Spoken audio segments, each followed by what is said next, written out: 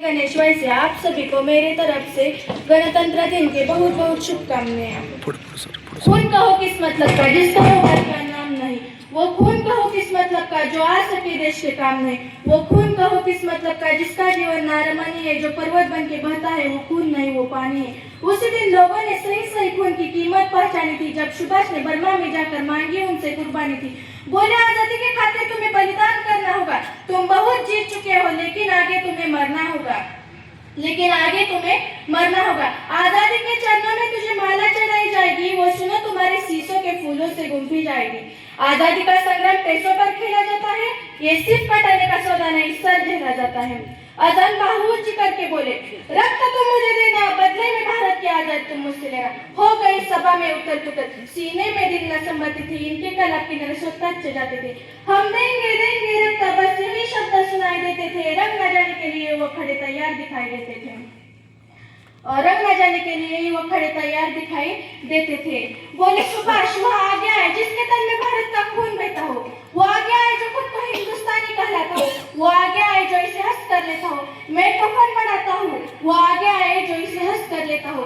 सारी जनता हुनका रोती, हम आते हैं, माता के चरणों में हम हमारा रक्त बहाते हैं, और उसी दिन साहस से बड़ी कई और युवक बढ़ते ही जाते थे।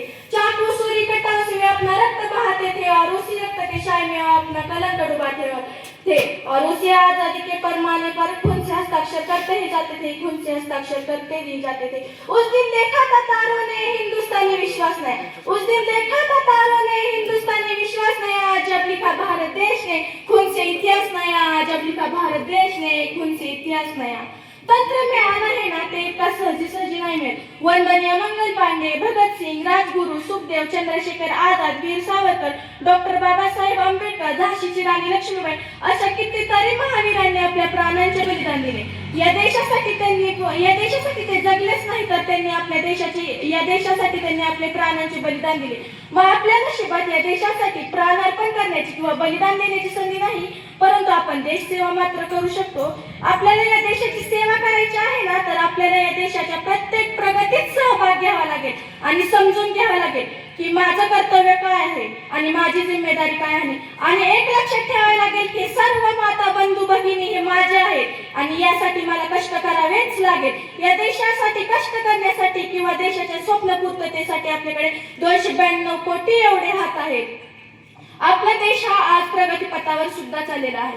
काही वर्षांपूर्वी आपला भारत देश हा जगातील 10वी अर्थव्यवस्था होती, कितवी 10वी, आणि आज आपल्या भारत देशाने इतकी प्रगती केली की आज आपला भारत देश हा जगातील 4थ्या क्रमांकाची अर्थव्यवस्था म्हणून ओळखली जाते। आपल्या भारत देशाची अर्थव्यवस्था ही आपण दुसऱ्या क्रमांकावर नाही नेली तर आपण खूप काय केले असं समजून जाऊ नका। आपण देशाची सेवा करायची आहे ना, आपले शिक्षक जिथे 5 तास थांबून शिकवायचे तिथे ते 8 तास थांबून शिकवतात, हीच तर खरी देश सेवा आहे।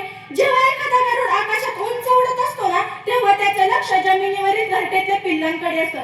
तसेच आपल्या शाळेचे मुख्याध्यापक माननीय श्री योगी चव्हाण सर यांचं लक्ष आपल्या प्रत्येक विद्यार्थ्याकडे असतं। खरंच खूप अल्लट असतात। मध्यंतरी कोरोनाच्या काळामध्ये आपला भारत जागेवर पण होता, जगातील हजारो लोक मृत्युमुखी पडत होते। अशीच खराब परिस्थिती सुद्धा अमेरिकेची झाली होती। तेव्हा अमेरिकेच्या